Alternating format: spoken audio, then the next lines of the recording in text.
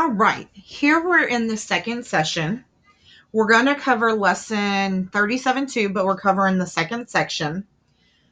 On the previous two slides, you saw a great detail of this page 544, and it kind of walks through what an outlier is, how to find out if it's an outlier. It introduces the phrase interquartile range that you'll hear referred to as the IQR. And over here in the next section, you're going to be covering questions 3, 4, 5, 6, and 7 for this section.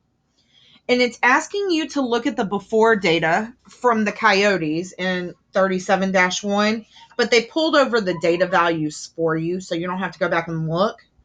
So, and they even pulled over the minimum, the maximum, the median, the Q1, and the Q3. Okay. And it asks you for number 3, for the before data set, how great or how small must a data value be to be identified as an outlier? Perform the calculations below to find the upper and the lower boundary values for the separate outliers for the rest of the data set.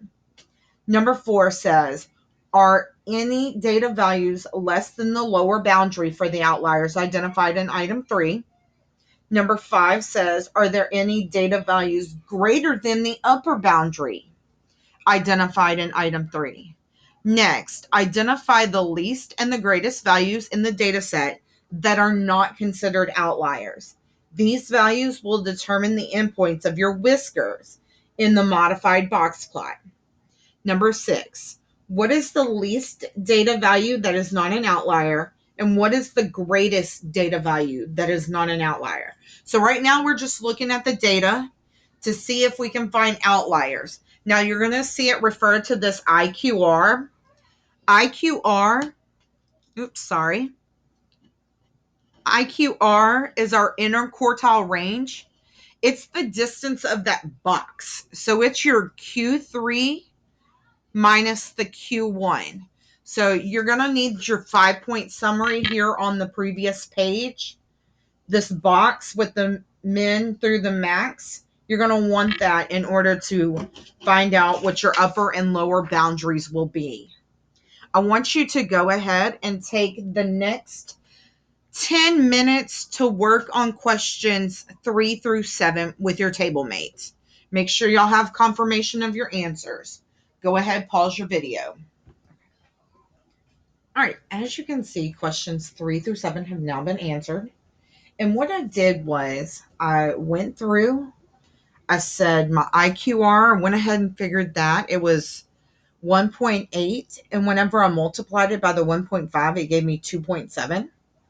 So I took my Q3 and I took 5.7, which is the Q3, added 2.7, and said that the upper boundary is going to be 8.4. Now, my Q1 is 3.9, so I subtracted the 2.7 from my Q1, and I said my lower boundary is going to be 1.2. So if I have any numbers outside of the values of 1.2 and 8.4, they're going to be considered outliers. So I asked myself, are there any data values that are smaller than the lower boundary? So were there any smaller than 1.2? No, none of these from the previous page in this list is less than 1.2. But are there any that were higher than the 8.4? Yes, this 11.4 is too big. It's out of my upper boundary.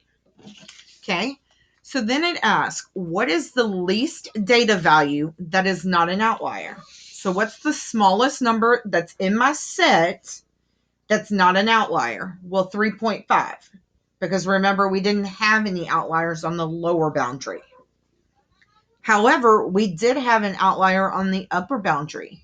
So the highest number that's in the data set that's smaller than 8.4 is 6.3. So I made sure I placed that right here. On to your debriefing question.